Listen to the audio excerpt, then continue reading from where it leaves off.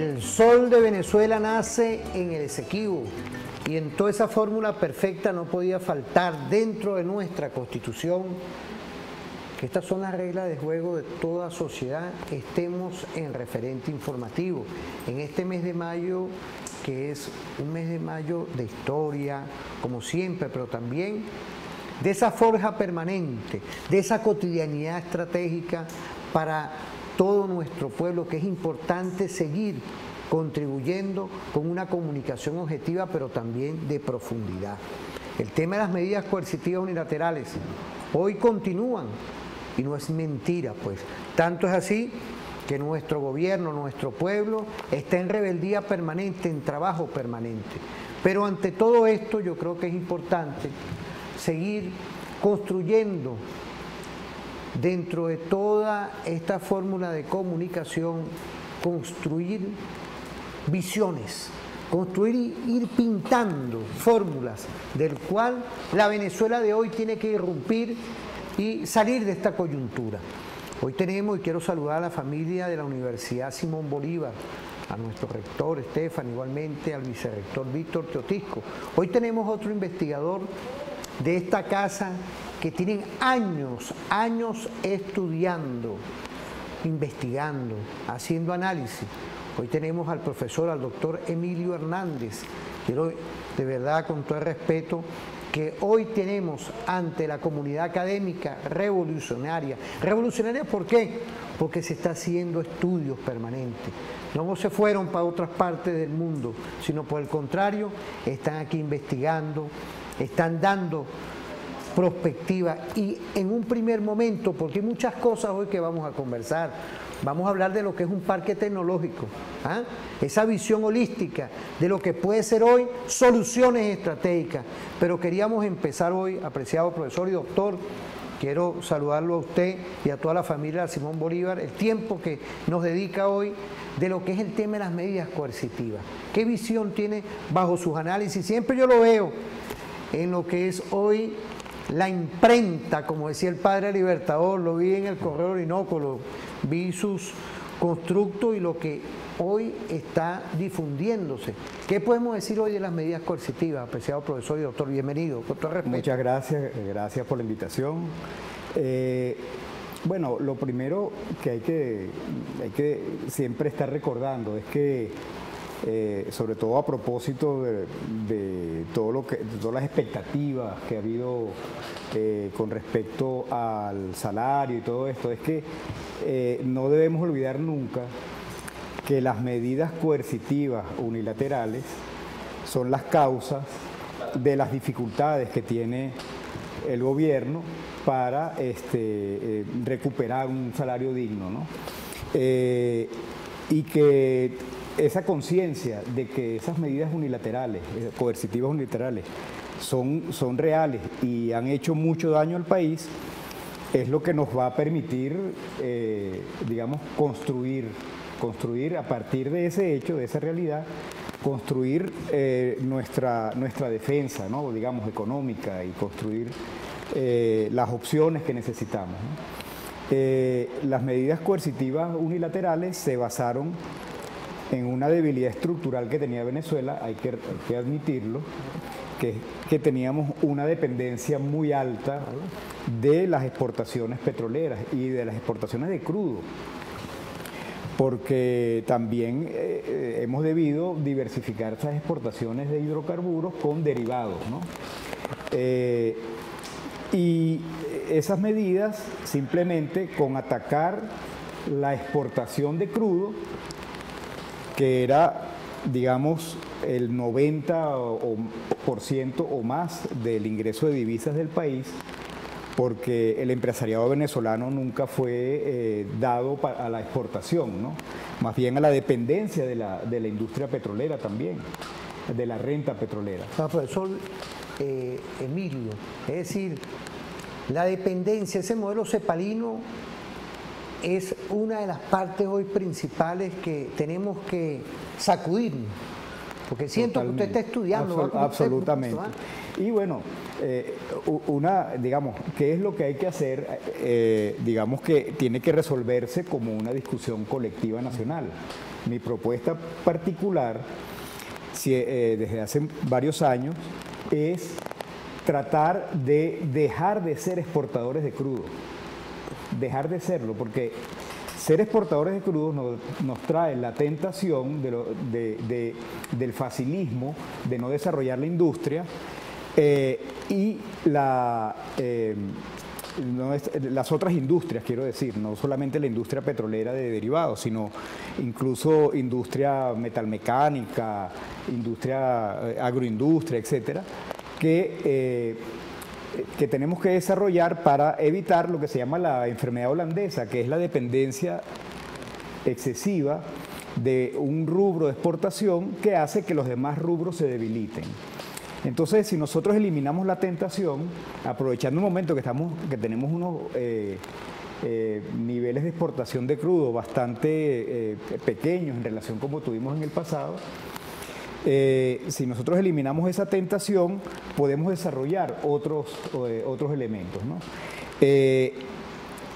Yo no digo hacerlo súbitamente, de la noche a la mañana, sino hacer como una especie de plan, digamos, a 5 o 10 años, para dejar de ser exportadores de crudo.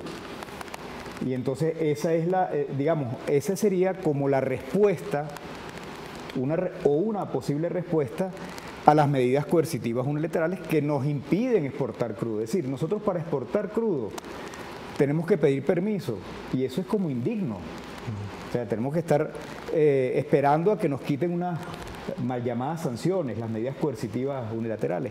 Entonces, yo creo que es el momento de abrirnos a otras posibilidades y entre esas otras posibilidades está utilizar los hidrocarburos para ofrecer energía eléctrica en el territorio nacional, de modo que la podemos ofrecer a muy bajo precio como elemento, digamos, de estímulo para inversiones extranjeras localizadas en ciertos rubros, y entonces estaríamos usando el petróleo también y el gas, pero estaríamos utilizándolo para desarrollar otras industrias en el territorio nacional. Ahora, profesor Emilio, doctor, es decir, utilizar nuestro hidrocarburo para apalancar otro tipo de actividades económicas, de producción. Realmente eso es lo que se intentaba hacer con aquella estrategia que se bautizó como sembrar el petróleo. Sembrar el petróleo era utilizar los ingresos de la renta petrolera para el desarrollo nacional. Pero ¿qué sucedió? ¿Qué ha sucedido? Y lo han demostrado muchos investigadores, que esa renta líquida, digamos, en dinero y no en especie, ¿no? O sea, en dinero, al final, digamos que tomó cauces para irse del país, en forma de fuga de capitales, en forma de importaciones muchas veces innecesarias. Es decir, hemos sucumbido a, digamos, la facilidad que da tener renta líquida. En cambio, si nosotros, en lugar de obtener un dinero, o sea, el dinero tú puedes hacer una transferencia de $1.000.000 o de yuanes en un microsegundo, pero si tú estimulas las inversiones nacionales con infraestructura, eso no se fuga. Entonces, digamos, no se puede, lo pueden abandonar, como ha sucedido, que hasta por razones políticas han abandonado infraestructura de producción ciertos empresarios, pero digamos que por lo menos queda la infraestructura. Entonces, yo creo que es el momento de hacer cambios estructurales en la manera de pensarnos, en la manera de desarrollarnos, no digamos, exportar crudo para tener dinero, para luego invertirlo, ese dinero se fuga, sino no exportar crudo como un plan, no hacerlo mañana, sino como un plan, vamos a poner a 10 años. Claro.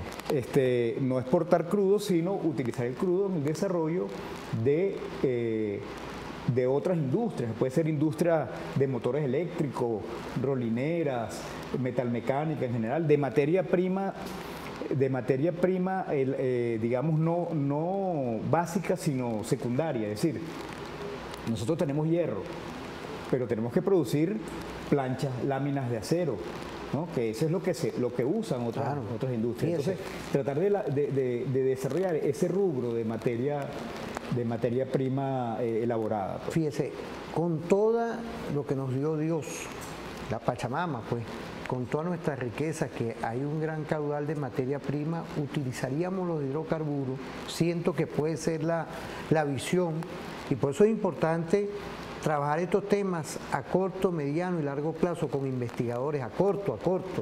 ¿Por qué?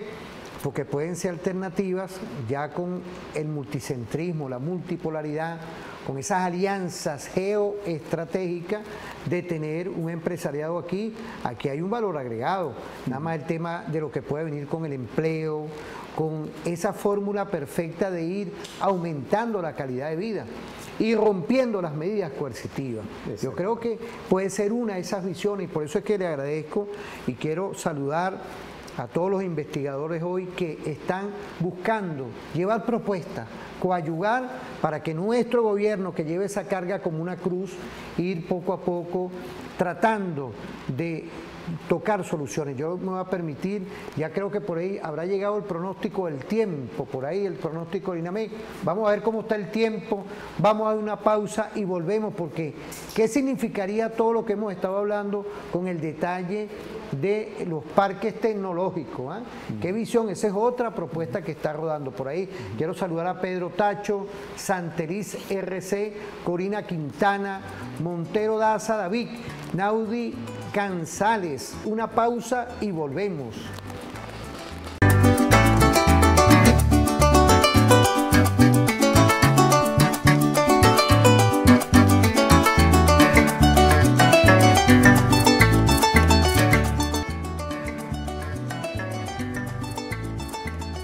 Volvemos. El sol de Venezuela nace en el Esequibo y no podía faltar las empresas Altec con el aporte social y la misión Sucre. Son esas referencias hoy que, porque hemos estado hablando de las medidas coercitivas unilaterales, era emprendimiento, es el empresario privado nacionalista, pero también son las estrategias que buscamos restablecer lo que son los derechos humanos, los derechos del pueblo, y por eso es que estamos trabajando temas que van en contra de las medidas coercitivas unilaterales impuestas por el gobierno de Estados Unidos en el 2015 y aún permanecen. No podía faltar que investigadores venezolanos, analistas, doctores, han trabajado temas que son alternativas, ya que dentro de la complejidad que tenemos que ir proponiendo, y tiene que ser el sector que en cualquier sociedad debe ser tomado en cuenta, que es el sector que piensa, el sector académico, pero el sector que sea académico en función de generar respuestas que requiere el país. Y por eso es que hoy quiero saludar a nuestra Universidad Simón Bolívar, a la UNEFA, universidades que hoy están dando mucho con poquito. Y por eso es que con Emilio, con el doctor Emilio Hernández, analista, investigador, como siempre en esas visiones de ir proponiendo, hay una propuesta de nuestro gobierno, nuestro presidente Nicolás Maduro Moro, que son los parques tecnológicos. ¿Qué visión tenemos de todo esto? Con todo el respeto que usted está haciendo siempre esa perspectiva. Sí, digamos, si nosotros queremos ir a un país que no dependa de las exportaciones de crudo, que es lo que hemos estado comentando en el segmento anterior, si queremos cambiar el modelo, por ejemplo, por un modelo en el que haya inversión extranjera y también inversión pública nacional, para utilizar las fuentes de energía de hidrocarburos, pero para el desarrollo de otras industrias, pues ahí hace falta mucho desarrollo y mucha investigación, ¿no? Para desarrollar conocimientos. Porque, claro, una inversión extranjera puede traer lo que se denomina el know-how bueno, para poder hacer las inversiones, ¿no? Y los capitales, ¿no? Sobre todo en estos momentos por el bloqueo de países del BRICS y otros países que están un poco en contra de la hegemonía digamos, del mundo unipolar y trabajan en función de un mundo multipolar. Entonces, si nosotros queremos hacer desarrollo, por ejemplo, del sistema eléctrico nacional para albergar una poderosa industria de muchos rubros, basada en el tema hidrocarburos, que es lo que tenemos, hace falta investigación en procesamiento, en captura, secuestro, procesamiento, por ejemplo, de CO2, que es un elemento, digamos, contaminante del cambio climático. Eso lo tenemos que hacer los venezolanos y los países y las grandes corporaciones interesadas en que el tema de los hidrocarburos continúe, ¿no? Entonces, yo creo que ese debe ser nuestro foco, investigación y desarrollo, bueno, uno de nuestros grandes focos, investigación y desarrollo en generar electricidad limpiando las emisiones en las plantas termoeléctricas para que no haya emisiones de elementos contaminantes como CO2, metano y otros elementos. Eso es uno de los puntos. Y los parques tecnológicos son escenarios ideales para hacer estos tipos de emprendimientos. Porque pueden ser proyectos de investigación que se desarrollan, digamos, ya en el ámbito netamente académico, pero hay que dar el siguiente paso, que es crear como la empresa de innovación, ¿no? Los parques tecnológicos tienen un concepto llamado incubadora de pequeñas empresas para que se desarrollen, uno las ayuda y se desarrollan hasta que son autónomas, ¿no? Fíjate, ahí hay un tema, ¿no?, que es importante y quiero agradecerte, ¿no?, el tema de la incubadora, el tema de las empresas de emprendimiento. Tenemos sobrevenido las medidas coercitivas el tema de ingresos, de los ingresos económicos. Eso es sobrevenido, ¿no? ¿Por qué? Pues cuando te trancan todo, imaginémonos hoy en nuestra casa, la gran casa de Venezuela, que te trancan todo, las cuentas, nuestro petróleo no lo podemos vender. Entonces fíjate, como lo dijo nuestro profesor investigador, porque esto no es el tema de ahorita, de Nicolás, ni de nuestro comandante Chávez, es un tema de lo que era el petróleo como principal sistema de ingreso, de utilización para todo lo que es hoy el gasto en diferentes cosas que tiene que ver la agenda pública, y Chávez llegó con la inversión pública, la inversión en salario, inversión en un sinfín de cosas, pues, invertir en el ser humano. Entonces, cuando uno nos tranca en la casa, vemos hoy como investigadores como Emilio, ante esa propuesta innovadora del parque tecnológico, ver cómo nosotros podemos ir en gran escala estratégica, con mi visión, profesor, gran escala estratégica, vemos cómo podemos generar un tipo diferente de emprendimiento en favor de no seguir dependiendo del petróleo, con investigación en las diferentes áreas, es decir, una lluvia de ideas que pueden seguir contribuyendo con el tema que hoy requiere el país, que es salirnos de esta dependencia y de estas amarras que nos tienen a medida coercitiva.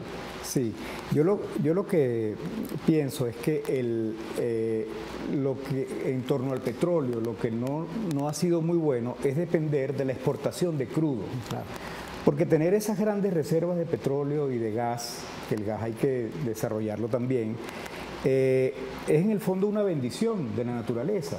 O sea, que tenemos eso, pero no tenemos que verlo negativamente, sino positivamente, pero utilizarlo bien. Entonces yo digo, bueno, en vez de estar exportando crudo, que otros países van a refinar y usar para generar electricidad para que ellos se desarrollen, entonces vamos a utilizar el petróleo nosotros y el gas para desarrollar electricidad, para desarrollarnos nosotros. Sobre todo en un momento en que hay una crisis energética global, por el tema también del conflicto en Ucrania y otros temas de pugna geopolítica, con China, etcétera. Entonces nosotros podemos convertirnos en oferentes de energía eléctrica a precios muy económicos.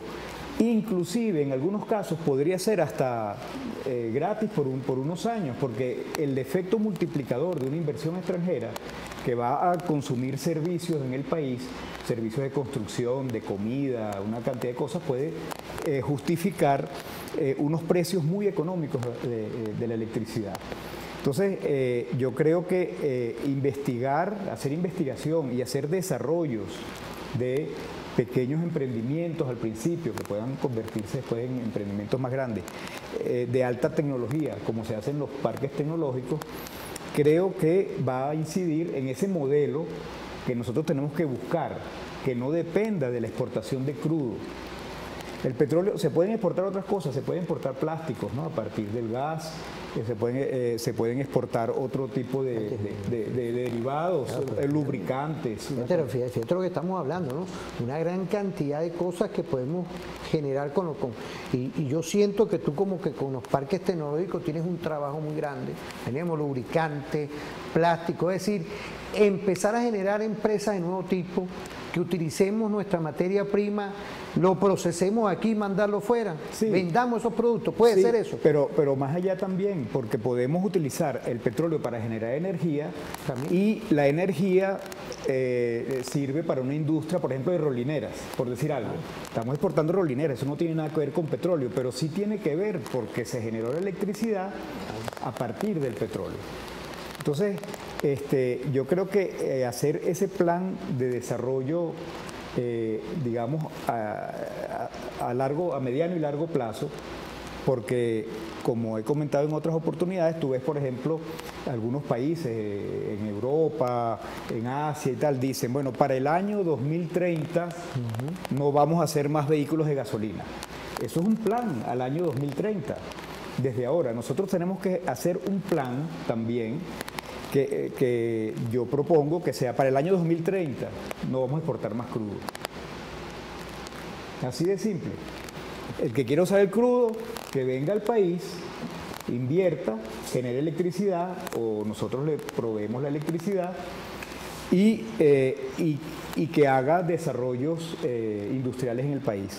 En estos momentos es que se encareció tanto la energía en Europa por el tema de que no, digamos, quieren bloquear a Rusia y no quieren comprarle el gas.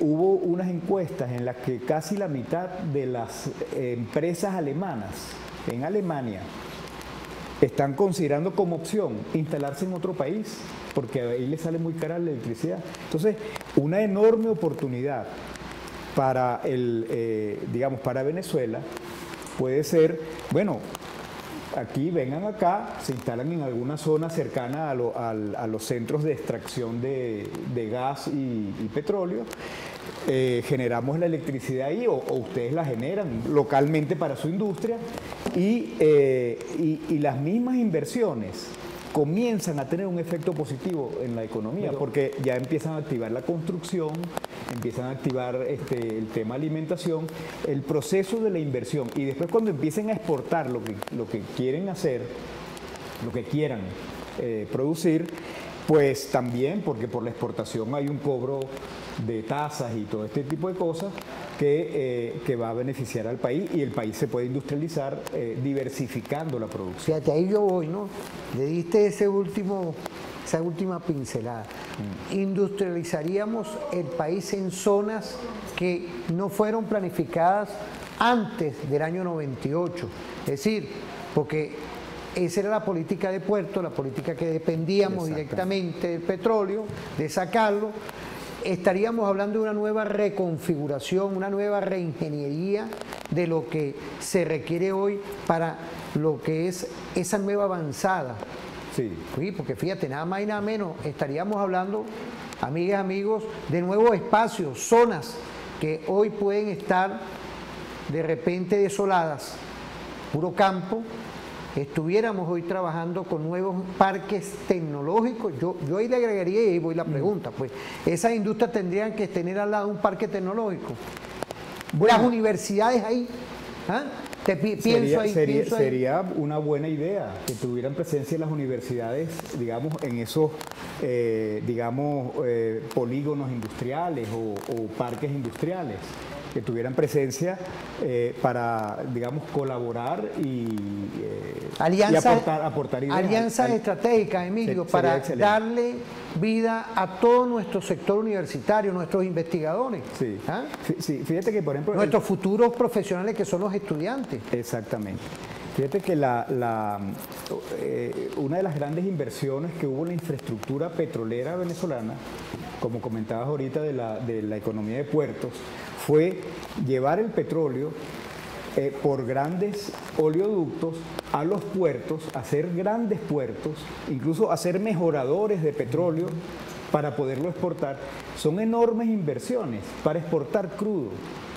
Esas mismas inversiones se hubiesen hecho para no tener que transportar el petróleo, sino utilizarlo in situ, es decir, cerca de donde estén los pozos. Tú puedes poner un parque industrial. Bueno, planificar bien. Además, en Venezuela tenemos mucha agua, que es fundamental, agua dulce para desarrollo industrial. Entonces, tú puedes tener, en vez de esos oleoductos hacia los puertos, oleoductos hacia los parques industriales y hacer desarrollo industrial con esa energía que tenemos almacenada, esa energía potencial almacenada en nuestros hidrocarburos. Fíjate, tú le complementas algo que es importante hoy, por eso es que me gusta todo este trabajo que estamos hablando de parte de Emilio, toda esta propuesta, que es la energía hídrica. Eso va a ser otra necesidad a corto y mediano plazo. ¿Ah? Imaginémonos hoy que hay grandes corporaciones que requieren esa energía, pero tienen que estar acopladas a nuestra Constitución. Mira lo que siempre tengo aquí, mira. A nuestra Constitución, a nuestra Ley Orgánica del Trabajo, a todo un sinfín de reglas que están establecidas, que vengan ellos. Como tú dices, fíjate, hay agua y le ponemos electricidad. ¿Qué más, pues? ¿Ah? ¿Qué más? Sí, somos un país atractivo, Emilio. Somos un país, con todo el respeto, Tom. Totalmente, muy, muy atractivo. Los llamados tigres asiáticos que se desarrollaron desde la década de los 50, 60, ellos ofrecían mano de obra muy barata. En principio no debería ser nuestro objetivo, pero sí energía barata. Energía barata. Energía barata. Claro. Y que se paguen buenos salarios en esos sitios, en esos centros de desarrollo. Mucha gente a veces dice, bueno, pero es que la inversión extranjera es un arma de doble filo. Bueno, hay que repensar eso para que esa inversión esté orientada a industrias de desarrollo tecnológico, que no haya capitales golondrina y otro tipo de cosas, y que haya desarrollo industrial. Es decir, si una de esas empresas europeas que están ahora sufriendo porque la energía les sale carísima, porque decidieron no utilizar el gas ruso, entonces vienen a Venezuela, se hace una zonificación de parques industriales en las zonas cercanas a la extracción de gas y la extracción de petróleo. Entonces, ya esas inversiones comienzan a tener efecto desde el principio, no hay que esperar que comiencen a producir lo que vayan a producir. Y yo creo que digamos, vernos a nosotros mismos de otro modo, no vernos como exportadores de crudo, sino vernos como que ofrecemos servicios en territorio nacional de energía que se va a generar con ese crudo que no vamos a exportar. Sí, yo siento... Eso es una visión. Ahora, yo siento, Emilio, que hay como una alternativa estratégica ante todas estas medidas coercitivas y todo el conflicto que hay de la OTAN contra Rusia. De verdad. Exactamente, porque nos están bloqueando las navieras, por ejemplo, para llevar petróleo para afuera. Bueno, pero si el desarrollo es nacional, que bloqueen las navieras, no hay problema. Están bloqueando las transferencias de dinero y todo eso. Bueno, pero hacemos asociación con los BRICS, con Brasil, Rusia, India, China y Sudáfrica, y los países que además se quieren incorporar al BRICS ahora, que son bastantes. Son bastantes ahora. Ahorita hay una nueva fórmula de interrelación geopolítica internacional. Yo sí creo que tenemos solución desde el punto de vista estratégico. Tenemos que plantearnos, no es para mañana.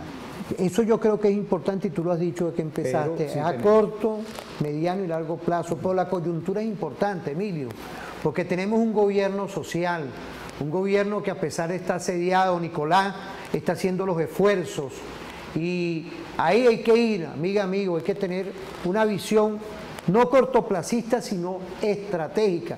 Emilio, te agradezco que hemos estado conversando todos estos temas porque es difícil cuando hay una guerra multidimensional, una guerra contra ti, contra nuestro bolsillo, contra nuestro estómago, contra nuestra salud.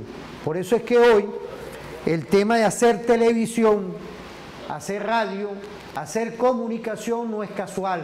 No nos estamos enfrentando con una cotidianidad, estamos enfrentando con una guerra de operación en la información diaria, en lo que es esto.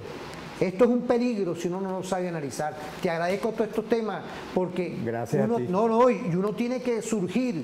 Fíjate, ahí está el parque tecnológico que ya va a operacionalizar el gobierno bolivariano y va con unas vías estratégicas. Y ahí está la universidad, la Simón Bolívar, proponiendo, dando esa visión a la universidad. Simón Bolívar no es privada. No, y aquí, es pública. Y aquí hay otros docentes que vienen, la UNEFA también. La UNEFA está repensando una ingeniería a lo inverso. ¿Para qué? Para lograr seguir superando el tema de las medidas coercitivas. Yo creo que hoy, Emilio, yo creo que hoy estamos avanzando. Hay un Estado constituido, un pueblo que con toda esta guerra está surgiendo y hoy es un llamado de atención de cómo nosotros podemos a lo interno ir resolviendo los problemas estructurales que tenemos. No sé si tú querías decir otra cosa antes de irnos a la pausa. No, bueno, el tema, mucha gente tiene en la mente, digamos, es difícil zafarse de esa visión de que somos exportadores de crudo. Yo creo que tenemos que hacer mucha reflexión personal, interna, todos nosotros, decir, ¿por qué tenemos que ser así? ¿Por qué tenemos que exportar crudo solamente?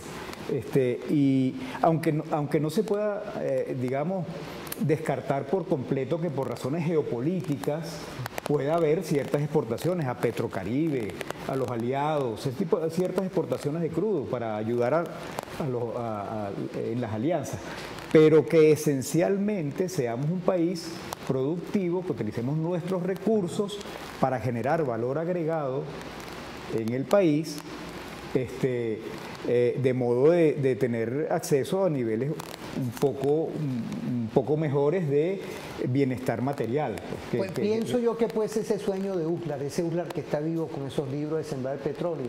Puede ser ahí, no sé. Bueno, claro, planteado en términos abstractos, ajá, es más o menos lo mismo, en términos abstractos, pero como se trató de implementar en lo concreto, es recibir dinero, renta líquida, para transferirla al sector de desarrollo industrial y ese dinero se fue del país, como han demostrado muchos investigadores. Claro. Pero si tú, en lugar de esa renta líquida, producto de las exportaciones, la transfieres a sectores que lo van a sacar del país, tú lo que dices es, mira, no, el petróleo está aquí, úselo acá, invierte aquí y entonces exporta el producto de tu inversión, que puede ser láminas de acero, puede ser cosas, digamos, de procesamiento de otras materias que además tenemos, el hierro, el aluminio. ¿Cuánto tiempo tú tienes dando clase en la Simón Bolívar? No, ¿Cuánto tiempo? Yo entré en el 87. Imagínate, ya en 2020. No, estoy jubilado y he dado clases. Pero 30 y pico de años, ¿eh? Sí, exacto. Por eso es que esto no es juego de muchachos. No. Esto es la experiencia, el estudio y llevar la revolución en Constitución, yo pienso ahí, sí, palpitando para coadyuvar con nuestros grandes problemas estructurales que tiene nuestro país heredado, y nuestro comandante Chávez empezó a línea política. Nicolás está manteniendo esas políticas, pero con una guerra muy diferente a cuando estaba nuestro comandante Chávez. Pues tiene 927 medidas coercitivas unilaterales, no es. Por eso es que sentarse aquí tiene que tener una experiencia, un trabajo permanente y es referente informativo. Estoy orgulloso de verdad que a los venezolanos puedan seguir propiciando propuestas. En este mayo perfecto, en este mes de mayo, los trabajadoras y los trabajadores son nuestros investigadores que pueden dar y pueden delinear propuestas estratégicas para ir de verdad neutralizando las medidas coercitivas unilaterales. Vamos a ir a una pausa.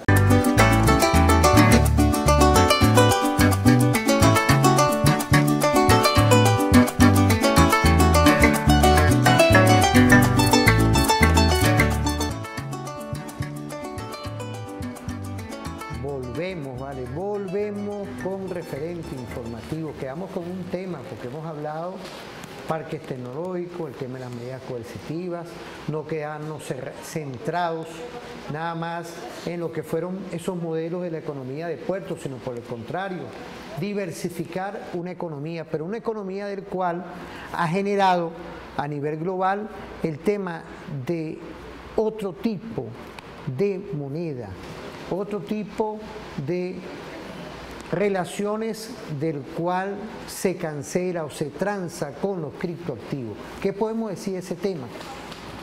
Bueno, el tema de los criptoactivos es un poco pionero de las criptomonedas, pionera, en mi opinión, en esa búsqueda de alternativa a la hegemonía monetaria de los bancos centrales, pero en particular de la Reserva Federal estadounidense, la hegemonía del dólar.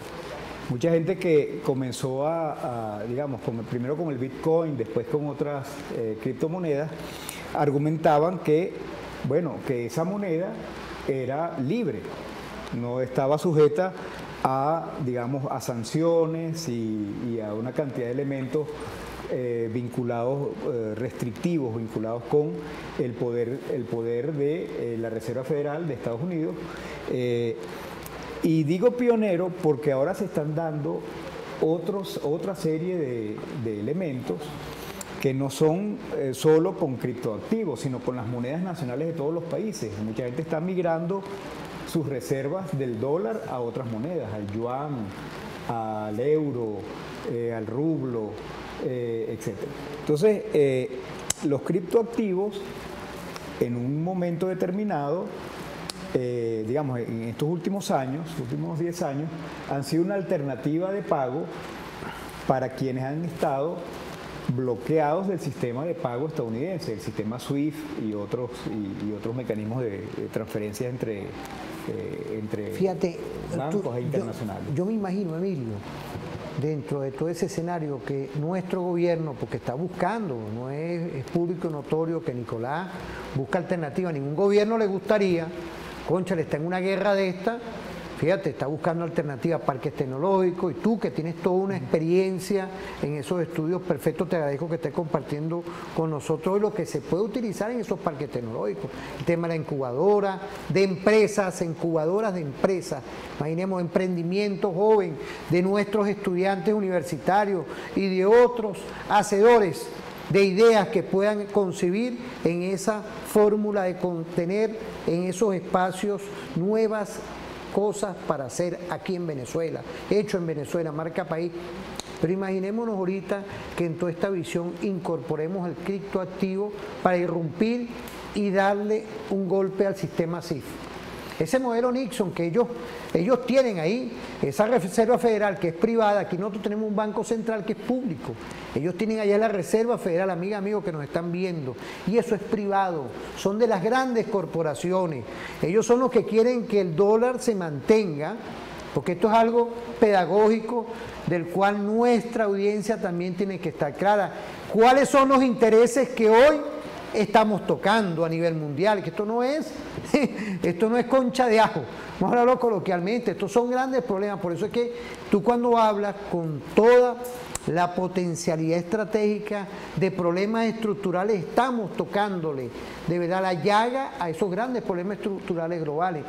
Los criptoactivos con esa dinámica económica alterna, el tema de la electricidad, el tema del agua, el tema de esas inversiones, que podamos mover también, irrumpir ante el sistema SWIFT con los criptoactivos, sí, criptomonedas.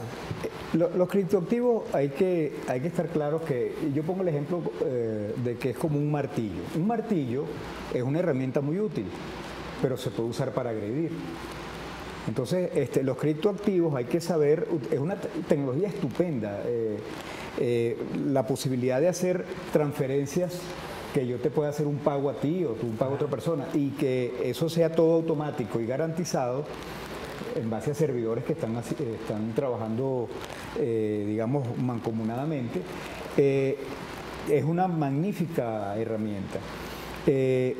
Yo considero que se pueden utilizar digamos, de manera no especulativa, porque, por ejemplo, Bitcoin, Ethereum y otros se han utilizado de manera muy especulativa, y tú ves cómo dan esos bandazos los precios, gente que gana mucho dinero, gente que pierde mucho dinero, cuando realmente nosotros tenemos que concentrarnos en la economía real, claro, en la producción de bienes y servicios reales, no en fomentar lo que llaman el trading, ¿no? la negociación de criptomonedas, o inclusive la minería, que gasta enormes cantidades la minería digamos, de algunas criptomonedas, que gasta enormes cantidades de electricidad, pero sí se puede utilizar por ejemplo, para crear una moneda digital de Banco Central, que lo están haciendo muchos bancos centrales en el mundo, digamos, un complemento a su circulante bancario, un circulante digital con la plataforma de criptoactivos. Entonces, yo creo que, digamos, en Venezuela, la sustitución del dólar, por lo menos en el comercio con países como China, ¿por qué vamos a pagarles en dólares? Tenemos que pagarles en yuanes y ellos pagarnos nosotros en bolívares. Porque si nosotros le vamos a pagar en dólares a China, hay dos comisiones de por medio. La comisión del que compra dólares aquí, y después allá China tiene que cambiar sus dólares, digamos, el exportador chino tiene que cambiar sus dólares por yuanes. Y entonces hay comisión y comisión. Se encarecen mucho los comercios internacionales por la intermediación. Pero eso es parte de la moneda hegemónica. Entonces, eso no es parte de lo que ellos quisieron imponer con el moneda dólar, porque eso es importante decirlo por aquí. Imagínense, digamos, cómo encarece todo eso. No solamente tienen ganancias por comisiones de intercambio de monedas, sino que por la emisión. Hoy día Estados Unidos, su principal producto de exportación es el dólar. Es una mercancía de exportación. Ellos imprimen y con eso compran. O sea, eso cualquier delincuente le gusta hacer eso, imprimir su dinero y salir a comprar. O sea, no estoy llegando al extremo de decir, digamos, de atacar a nadie, pero digamos, es un esquema muy inconveniente para el resto del mundo, para decirlo suave. Pero para lo que nos atacan ellos, para que lo que nos atacan ellos no es... Exactamente, es un esquema muy inconveniente para nosotros tener que utilizar el dólar. Claro. Entonces nosotros tenemos que también hacer una planificación estratégica para depender menos del dólar, no solamente como moneda de circulación, que está sucediendo, sino también como moneda para hacer comercio internacional. Entonces nosotros podemos utilizar la tecnología de criptoactivos para ayudarnos con eso. Fíjate, por aquí hay mensajes que me están llegando. No hace falta saludar, que te saludan, de verdad, y nos hacen una pregunta. ¿La regulación de las minerías de monedas se pueden hacer? ¿Regular más eso? Sí, eso de hecho existe. Existe la regulación. Ahora, que haya galpones de minería ilegales, pues puede suceder también, y entiendo que ha sucedido. Pero existe una regulación. El asunto es que eso es poner máquinas a hacer cálculos para poder generar ganancias en esos criptoactivos, pero generan mucha electricidad, o sea, consumen mucha electricidad. Hay cosas que la gente no alcanza a entender esa dimensión, pero una maquinita de minar criptomonedas, esas que venden así especializadas y son chiquitas, consumen el equivalente a 25 neveras de electricidad, 25 a 30 neveras. Imagínate. O sea, y porque están todo el tiempo prendidas y todo el tiempo están consumiendo electricidad y chupando electricidad, como una plancha que chupa mucha electricidad, o un calentador. Entonces ellas consumen mucha electricidad. Digamos, si hay una iniciativa privada con autogeneración eléctrica solar, por ejemplo, por decirte algo, y que haya consumo consumo autogenerado y ganancia, bueno, no creo que eso sea negativo. Pero, digamos, si nosotros queremos desarrollar el tema de la oferta eléctrica, tenemos que considerar que, en mi opinión al menos, es preferible producir bienes tangibles, metalmecánica, por ejemplo, agroindustria, que producir bitcoins. Porque el bitcoin, como decía antes, todo lo que sea líquido en moneda, se puede robar fácil. Puede irse a manos que no deben, ¿no? Oye, Emilio, tú estás tocando temas que, mira, me empezaron a llegar mensajes. El tema de la electricidad es importante, porque el tema de la electricidad, imaginémonos ya que hay un mundo que está imponiendo un carro eléctrico, pues. Eso no lo podemos esconder aquí. Amigo, te reto, busca por las redes, busca por todas estas páginas, ¿eh? No, porque de repente creen que uno está aquí, no. Y aquí hay un mundo que está hablando de la electricidad como una energía alternativa mundial, ¿eh? Entonces, esas son las cosas que nosotros tenemos que también irnos adelantando. Para eso están los investigadores, sí, a los venezolanos, ¿eh? Fíjate que las energías alternativas, que por cierto ahorita hay un proyecto de ley para energías alternativas que yo invito a todo el mundo a hacer una reflexión con respecto a las energías alternativas, porque las energías alternativas, las llamadas energías alternativas, son energías que parten de la base de que los hidrocarburos son muy contaminantes y que es mejor. Pero nosotros somos un país productor de hidrocarburos. Y podemos generar energía eléctrica con hidrocarburos. Tenemos que limpiar las emisiones. Bueno, para eso se puede hacer investigación, para limpiar las emisiones. Pero no podemos empezar a decir que nosotros le estamos haciendo daño al mundo. Ese tema de las energías alternativas es un tema muy europeo, porque ellos no tienen petróleo. Eso es importante, ¿ven? Pero nosotros tenemos petróleo, nosotros podemos atacar nuestra propia esencia. Eso es ponerse a decir que hay que desarrollar las energías alternativas en desmedro del desarrollo de tecnologías limpias de hidrocarburos. Eso es un misil a nuestra propia autoestima. Fíjate, ahí yo recuerdo, o sea, cuando un Chávez, misil directo. y quiero proponerte esto antes de irnos a la pausa, ¿no? El tema de que cuando Chávez sale con el plan de la patria, él hablaba y le dio una importancia al ecosocialismo, a lo que es el equilibrio de la racionalidad, de todo lo que tenía que ver la explotación y el procesamiento de nuestros recursos naturales, ¿no? Yo creo que nosotros como esencia que está aquí en nuestra Constitución, se le ha dado una importancia a todo esto. Por eso es que te agradezco tu visión. Sí. Pero el plan de la patria juega también con todo esto, Emilio. Sí, por supuesto. Es decir, nosotros, el objetivo esencial de no contaminar, de cuidar la naturaleza, eso tenemos que defenderlo. El asunto es cómo. Entonces, nosotros nos dicen, no, tiene que ser con paneles solares, con, no sé, con tecnología que producen ellos. Y nosotros podemos decir, no, vamos a hacerlo con tecnología nuestra. Claro. Vamos a limpiar las emisiones, vamos a sembrar millones de árboles en compensación. Vamos a hacer cosas que nos permitan usar nuestros recursos y no tener que hacer ahora romper con la dependencia. Romperíamos la dependencia si lo hacemos bien. Pero si empezamos ahora con este tema de comprar millones de paneles solares y esos generadores de viento y todo eso, oye, estaríamos dando otra vez repitiendo la historia de la dependencia. Entonces, yo creo que este tema de las energías alternativas hay que pensarlo muy bien en función de lo que somos. Es decir, el gas contamina menos que el petróleo. Bueno, tratemos de usar más gas, por ejemplo. Pero, digamos, en una planta termoeléctrica se libera mucho CO2.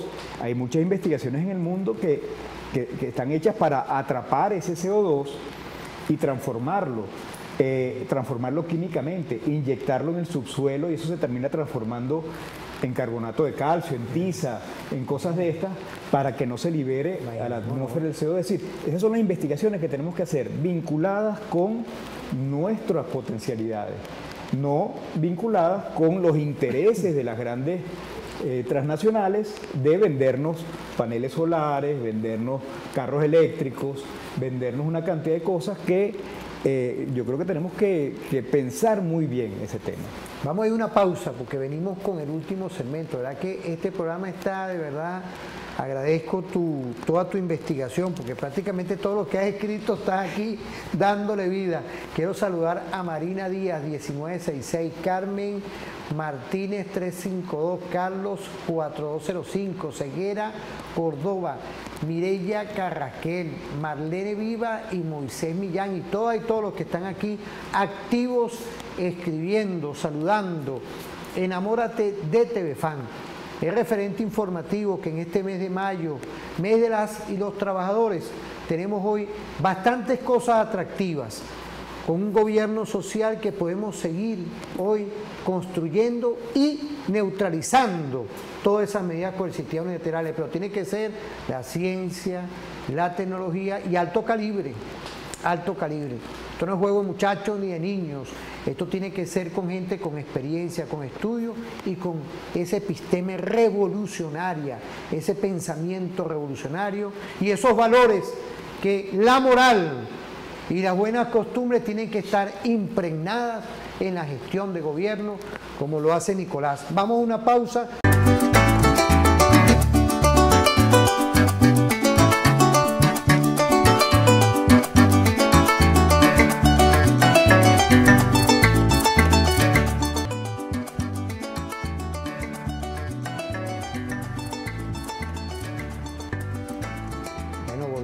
Volvemos en este último segmento por el día de hoy, pero vamos a seguir trabajando este tipo de temas estructurales, como lo dijo el doctor Emilio Hernández. Emilio, ¿qué podemos decir con todo esto como balance?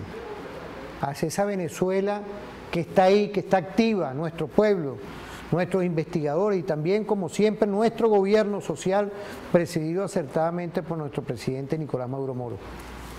Bueno, tenemos que hacer... yo siento que tenemos que hacer un poco más de planificación estratégica económica de largo plazo. Estamos muy abrumados por los problemas económicos del momento. Estamos como queriendo recuperar las exportaciones petroleras para volver a tener ingresos y es un pasado que no volverá. Eso estamos como negando una realidad. Las sanciones estadounidenses, las mal llamadas sanciones, las medidas coercitivas unilaterales, yo tengo el pálpito, lamentablemente, de que eso es para largo. Cuba tiene 60 años con sanciones. Irán tiene 45 años casi con sanciones. Entonces, nosotros tenemos que reconstruir nuestra identidad económica y social basada un poco en esa nuevo modelo productivo. Un modelo productivo que no dependa de las exportaciones de crudo, que es el rol que nos dieron las grandes metrópolis a nosotros. Entonces, rebelarnos contra ese rol impuesto. Tú hablabas de los recursos hídricos. Eso es muy importante desarrollarlo, porque además son de lo menos contaminante que hay.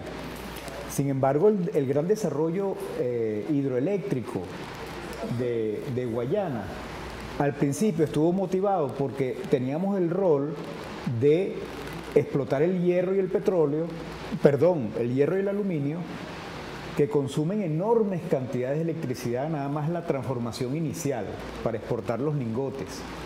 Ese era el rol que nos habían impuesto. Bueno, utilizamos ese músculo que ya está creado a favor del desarrollo nacional. No solamente hay que crear los lingotes, hay que hacer, a partir de ahí, otros elementos de más calidad tecnológica, ¿no? O sea, láminas de todo tipo de acero, cabilla es lo más sencillo, pero hay otro tipo de elementos que hay que desarrollar en el país para que a su vez permitan el desarrollo de otro tipo de industria, digamos, a partir de eso. Entonces, yo creo que diseñar un nuevo modelo de desarrollo que no esté basado en la exportación de crudo, es decir, llegar al punto de decir no vamos a exportar más crudo, vamos a plantearnos para el año 2030 y trabajar en función de eso, para evitar la tentación que hemos tenido en 100 años. Hemos querido desarrollar el petróleo, sembrar el petróleo y no se ha logrado. Y lo estamos viendo ahora que nos atacaron, las medidas coercitivas unilaterales nos atacaron en nuestro talón de Aquiles, que es el hecho de que solo dependíamos de la exportación de crudo, en un 90 y pico % de las divisas. Entonces nos atacan en el punto de, digamos, más débil. Entonces tenemos que eliminar ese punto débil. Esa es la visión y estrategia que tenemos que hacer. Emilio, dentro de todo eso que tú nos llevas es a corto, mediano y largo plazo.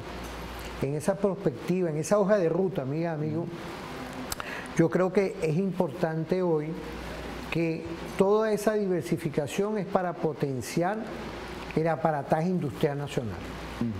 Con inversión privada nacionalista, con inversión privada internacional que venga y respete la regla de juego. Es decir, esto crea un nuevo imaginario, un proyecto de país que puede consolidar una Venezuela diferente. Yo creo que eso va pegado con nuestra Constitución.